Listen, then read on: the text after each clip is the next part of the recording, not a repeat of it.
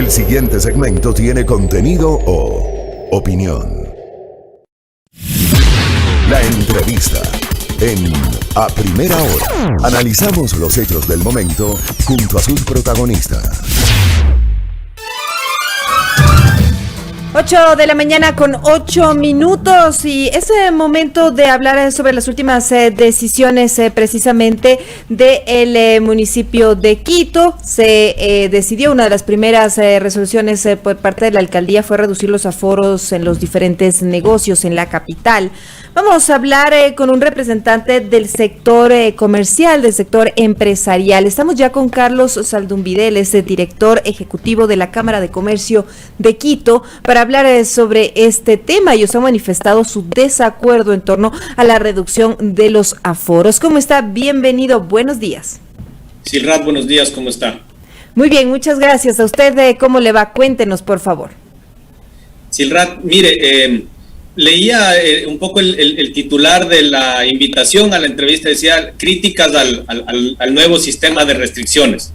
Y mire, yo creo que hay que verlo un poco desde el lado positivo, y yo quiero empezar un poco mis comentarios diciéndoles que estas críticas y esta posición de la Cámara de Comercio de Quito es porque nos importa la vida de todos los ciudadanos, no solamente de Quito, de todo el país, porque salvando y generando empleos formales evitamos más muertes, porque los negocios formales son seguros para los colaboradores y para los clientes, para quienes nos visitan, porque los negocios formales generan recaudación para el Estado y para el municipio, y esa recaudación tiene que devolverse en salud, porque los negocios formales son un ejemplo de cómo la vacunación en la ciudad de Quito, por ejemplo, trabajando en conjunto el sector público y el privado, hemos logrado que pase de 600,000 personas a 1,5 millones de personas en un mes, 2.4 veces más en el sistema de vacunación. Entonces yo creo que aquí no es solamente hablar de criticar o de ponernos en negativo, sino en positivo, es tratar de salvar. Ahí le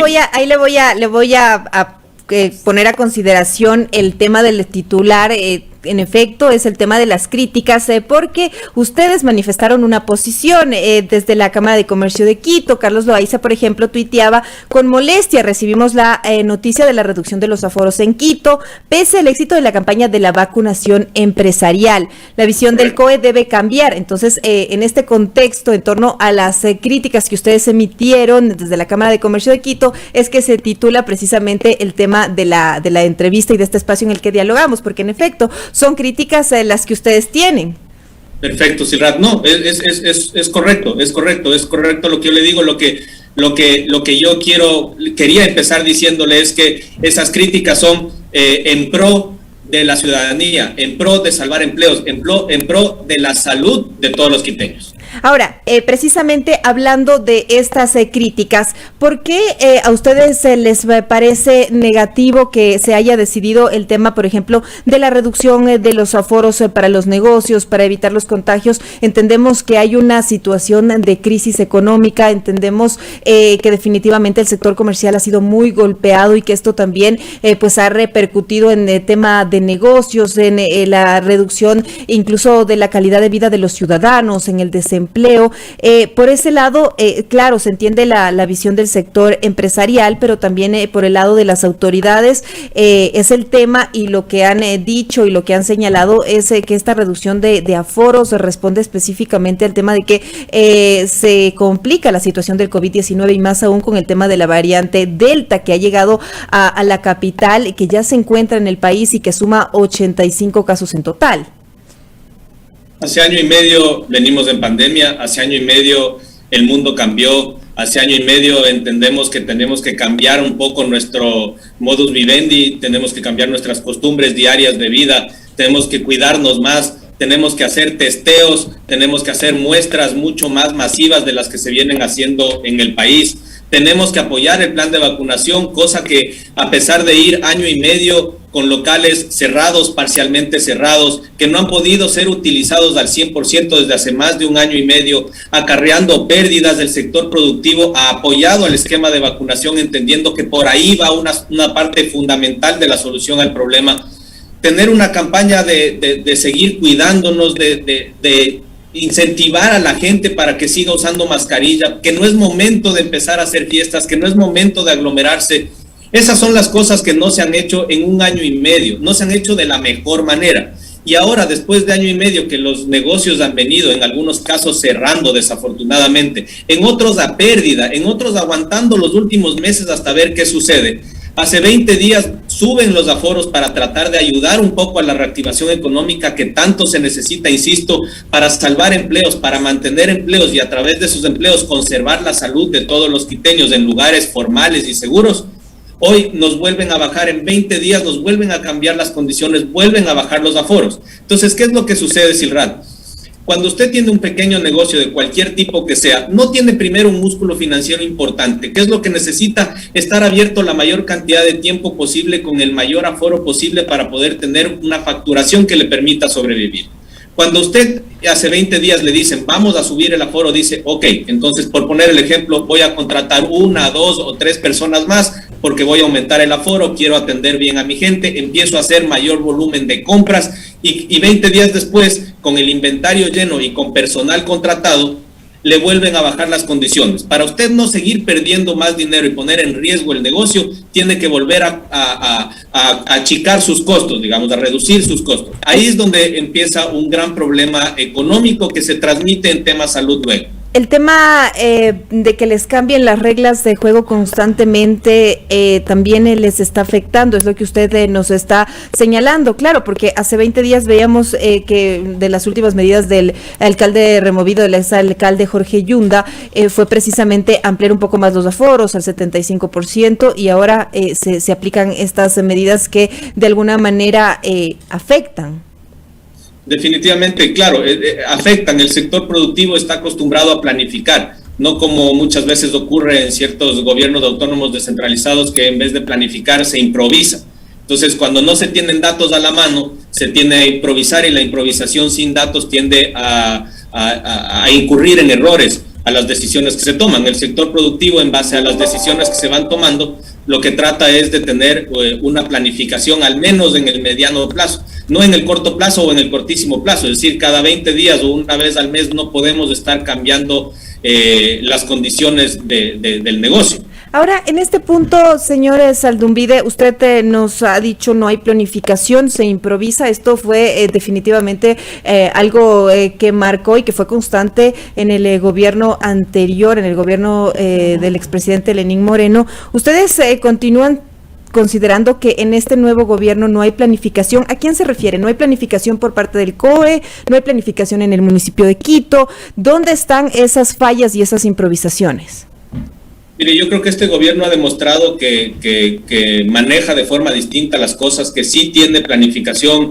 El tema de la vacunación en conjunto con el sector productivo privado, como lo dije hace un momento, creo yo que viene dando excelentes resultados, no solamente en el número de vacunados, donde Ecuador lidera el índice de vacunados por cada 100 habitantes, está dentro del top 5 a nivel mundial. Eso implica una planificación y implica un manejo completamente distinto del esquema de vacunación nacional, que se ha convertido en un orgullo para todos los ecuatorianos, que nos genera una sensación de confianza que no teníamos con gobiernos anteriores.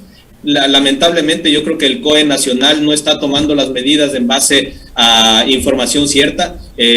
No ha habido transparencia en el manejo de las cifras sobre las cuales el COE toma decisiones desde el gobierno anterior. Y sí, efectivamente los gobiernos autónomos descentralizados también deberían primero transparentar ciertas cifras, transparentar la forma en la que toman las decisiones y también escuchar a todos los actores de una sociedad, de una red de negocios, de una ciudad, para poder tener los argumentos suficientes para tomar decisiones. Pero lamentablemente siento que no es así. ¿Consideran ustedes entonces que se continúa improvisando con Juan Zapata a la cabeza del COE nacional? ¿No fue entonces un acierto mantenerlo como presidente, estar al frente del COE nacional? Para estar en un cargo como esos no solamente se necesita capacidad técnica, yo creo que también se necesita una capacidad de leer y ver y mapear a todos los actores, insisto, que conforman el tejido empresarial. Mire, a nosotros nos han invitado algunas veces al COE, digamos muy pocas de manera oficial, no participamos de las mesas técnicas que tiene el COE, somos Cámara de Comercio de Quito, somos la red más importante de negocios que existe en la ciudad y no somos parte de las discusiones que ellos tienen. Yo, no por ser Cámara de Comercio de Quito, podrían invitar a cualquier otro gremio o cualquier otro representante empresarial, pero creo que el sector productivo privado se merece tener una posición en el COE nacional para ser escuchados, para escuchar de primera mano cuáles son las necesidades del sentir, inclusive las oportunidades de que el sector productivo privado aporte de mejor manera a las soluciones de salud que pueda tener, que puedan tomarse en el COE. Habemos 18 millones de ecuatorianos, creo que habrá algunas otras opciones. Nosotros sí en algún momento participamos de esas reuniones, pero a veces sentimos que nos escuchan, pero finalmente no nos terminan haciendo caso, y no es que no nos terminan haciendo caso por imponer nuestra posición, es porque nuestra posición corresponde a esa sensación de que todos queremos sacar adelante el país, queremos seguir aportando en el plan de vacunación, pero para poder seguir aportando en cualquier plan que tenga el gobierno o cualquier municipio del país, necesitamos poder tener la oportunidad de facturar, porque sin flujo de caja es muy difícil poder ayudar a nadie. Es decir, y en este punto sí quisiera ahondar en el tema. Ustedes están criticando fuertemente al COE nacional. ¿Se deben hacer cambios ahí según el sector empresarial, el sector que usted representa? ¿Debería considerarse el tema de quien está al frente, de Juan Zapata? Mire, si es que yo soy gerente de una empresa, gerente general o parte del directorio de una empresa, y uno de mis gerentes de área no me está dando los resultados adecuados o tiene demasiadas críticas, yo empiezo a regresar a ver, empiezo a analizar, empiezo a ver cuáles son los resultados, empiezo a ver si tiene una buena relación con sus colaboradores, con sus proveedores o con todo el equipo gerencial restante. Si es que hay algo que está sonando ahí y que no le está cayendo bien al sector productivo, que tanto bien le está haciendo al esquema de vacunación, por poner un ejemplo, y que es un puntal de este nuevo gobierno, yo como presidente de la República sí regresaría a ver. Perfecto. Ahora quisiera también preguntarle, usted nos ha explicado que varios negocios han cerrado durante la pandemia. ¿Cuáles son las cifras que ustedes manejan de las afectaciones en la ciudad? Mire, el año pasado, en el año 2020, se perdieron cerca de 30,000 millones de dólares a nivel nacional en cuanto al tema de ventas. De eso, más o menos un 45% lo absorbe la ciudad de Quito. Y los indicadores, por ejemplo, de desempleo en cuanto a las pérdidas, en la ciudad de Quito tenemos el doble de desempleo que a nivel nacional. Esas son cifras que realmente asustan y que realmente se reflejan en las calles, Silrat. Cuando uno camina por las calles de Quito, uno ve altos índices de delincuencia, cualquier cantidad de gente aglomerada en los semáforos haciendo y vendiendo de todo. Cuando uno camina por la avenida Amazonas, por poner un ejemplo, uno encuentra cualquier tipo de vendedores autónomos vendiendo cualquier tipo de cosas sin un mínimo de restricciones o de protocolos de bioseguridad, si es que cabe el término. Entonces esas son las cifras que más asustan, el ver el día a día, el vivir el día a día en la ciudad. Y eso es un poco a lo que invitamos a las autoridades también a reflexionar, y que por eso sería interesante que nos escuchen en los diferentes foros que tienen las autoridades para tomar las decisiones que toman. ¿Por qué? Porque los sectores formales, los restaurantes, los hoteles, los comercios, las industrias, todas tenemos grandes inversiones que se han hecho desde el día cero de la pandemia. Uno, para salvaguardar la salud de los colaboradores, y dos, para salvaguardar la salud de todos los ciudadanos que les visitan, convirtiéndose en lugares completamente seguros. Entonces a esos lugares no se les puede seguir quitando la oportunidad de al menos sobrevivir en épocas tan difíciles, con la oportunidad de generar empleo. De los pocos quiteños que tenemos la oportunidad de tener un empleo formal, no se nos puede seguir quitando esa posibilidad. Quisiera también preguntarle sobre el tema de la generación de empleo. ¿En qué planes están ustedes trabajando desde la Cámara de Comercio de Quito precisamente para, de alguna forma, y lo que usted nos ha señalado aquí en la entrevista, en este diálogo conversando, pues sí, en efecto, se ve mucha gente en las calles, mucha gente con un comercio informal, inseguro. ¿Hay formas de unirlos al mercado formal, generación de empleo? ¿Cómo ustedes trabajan también en este sentido? Mire, la Cámara viene manejando un programa que se llama Consenso Ecuador desde el año 2016. Actualmente ese Consenso Ecuador tiene ya 2 etapas y una pequeña tercera etapa, pero muy importante es la del Consenso por el Empleo, que la hemos arrancado hace poco más de un mes. Y la idea de esto es tratar de que aquellos que no tienen voz respecto a su condición tengan la oportunidad a través de estos foros de comunicarse y de expresar cuáles son las soluciones que ellos ven desde su óptica como desempleados o como gente que no tiene las mejores oportunidades para trabajar. ¿Y quiénes son ellos? Mujeres, jóvenes, emprendedores, adultos mayores. Sabemos que hay un gran déficit en cuanto a la generación de empleo en el país y hemos podido en las últimas semanas juntarles a todos ellos en Quito, Guayaquil y Cuenca para que nos cuenten cuáles son sus historias, para que nos cuenten cuáles son las oportunidades que ellos verían y en las próximas semanas poder presentar un documento tanto al presidente de la República como a la Asamblea Nacional para que tomen en cuenta estas sugerencias que van a salir de un consenso, entiendo, como me explico, de varios actores, donde están también dirigentes sindicales y que hemos discutido con ellos ampliamente y creo que todos tenemos un objetivo común aquí, es tratar de llegar a acuerdos para que en el Ecuador existan normas claras, que se respeten los derechos laborales, pero que nos den la oportunidad de brindarles a esos 5.7 millones de ecuatorianos que hoy no tienen un empleo formal, esa oportunidad de integrarse al mercado laboral. Ahora, hablando precisamente de este consenso, este documento que ustedes me cuenta que van a presentar, que van a construir también, quisiera preguntarle, la doctora Jessica Jaramillo, usted la recordará, es quien lideró el pedido de remoción del exalcalde Jorge Yunda. Ella propuso la construcción precisamente de una agenda de ciudad, un proyecto para Quito. La Cámara de Comercio tiene interés también en articular con esa propuesta, han dialogado con ella, con la doctora Jaramillo, para de alguna forma unir esfuerzos en este plan que tiene también desde ese lado, desde este sector. Sí, en los próximos días nosotros daremos un anuncio de un proyecto como Ciudad de Quito, dentro de los grandes procesos que tiene la Cámara para poder apoyar a ese desarrollo de la ciudad, para recuperar la quiteñidad, para recuperar ese orgullo de ser quiteños, para recuperar la oportunidad de invertir en una ciudad como Quito. Tenemos un proyecto de comisión de ciudad que será lanzado en los próximos días también, se lo hará oficial, y que obviamente cuenta no solamente lo que pretende es juntar a grandes actores sociales, económicos de la ciudad para que puedan aportar dentro de este proyecto, y seguramente contaremos con el concurso no solamente de Jessica, sino de muchos otros actores que les interesa sacar adelante la ciudad. Hablando también, permítame que le movamos el tema. ¿Cuántas personas han logrado ya ustedes vacunar hasta el momento? Como sector productivo, como sector empresarial, también se unieron al plan de vacunación. ¿Cómo avanzó esto para sus trabajadores, sus familias? El sector empresarial a nivel nacional ha vacunado más de 1.200.000 personas en los últimos días.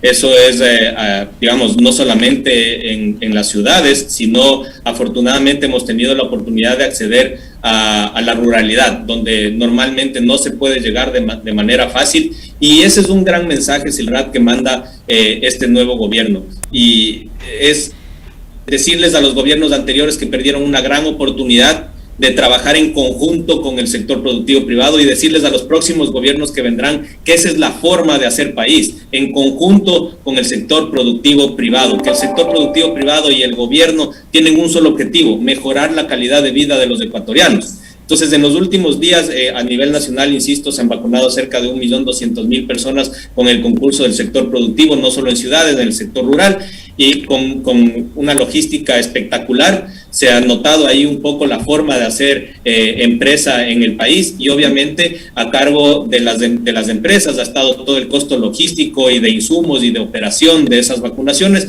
que no solo han llegado a los colaboradores, han llegado, insisto, a familiares y a la comunidad en general. Señor Zaldumbide, ya para cerrar, me gustaría finalmente preguntarle, porque en efecto hemos hablado de las complicaciones en el tema de la reactivación productiva, en los planes de generación de empleo. Sin embargo, y sí me gustaría ya para cerrar esta entrevista, que usted nos explique cuál es la posición ahí para equilibrar equilibrar la situación entre reactivación económica y la salud de la población, porque hay un tema de este virus del Delta, de esta variante que definitivamente se está expandiendo por la capital y que genera de algún modo que se hayan tomado estas últimas restricciones. ¿Cómo equilibramos para poder tener y no caer en una nueva crisis sanitaria de la que no hemos salido, porque de todas maneras los hospitales continúan llenos? ¿Cómo equilibramos este tema? Sí, este es un tema de salud pública y lo tenemos que ver como eso. Yo creo que hay que invertir mucho más en prevención, tratar de contener el virus en las comunidades y no en los hospitales o en las unidades de cuidados intensivos. Se tienen que hacer testeos masivos, se tienen que hacer campañas de concienciación y comunicación para que la gente nos sigamos cuidando. El uso de la mascarilla creo que ha sido un error en otros países donde el nivel de vacunación iba subiendo. Decir que ya el uso de la mascarilla ya no era indispensable, creo que aquí no podemos cometer ese mismo error. Tenemos que hacer una campaña de concienciación de que pese a estar vacunados tenemos que seguirnos cuidando, que no es momento de ir a aglomeraciones o a lugares donde haya demasiada cantidad de gente con poca condición de ventilación. Creo que tenemos que seguir apoyando como sector productivo privado el esquema de vacunación. En la ciudad de Quito vamos a un muy buen ritmo y creo que eso tenemos que seguirlo impulsando, y para eso necesitamos tener las fuerzas y el músculo financiero para poder seguir apoyando a la vacunación en la ciudad, y a través de eso tratar de llegar a una inmunidad de rebaño, como le llaman los técnicos, lo más pronto posible. Aunque ese porcentaje de inmunidad de rebaño, porcentaje de la población cada vez va subiendo más, pero creo que aquí es fundamental seguir hablando de testeos rápidos, de muestras rápidas, y de seguir apoyando el esquema de vacunación para llegar al mayor número de quiteños vacunados en el menor tiempo posible. Muchas gracias por su tiempo y por esta entrevista. Muchas gracias.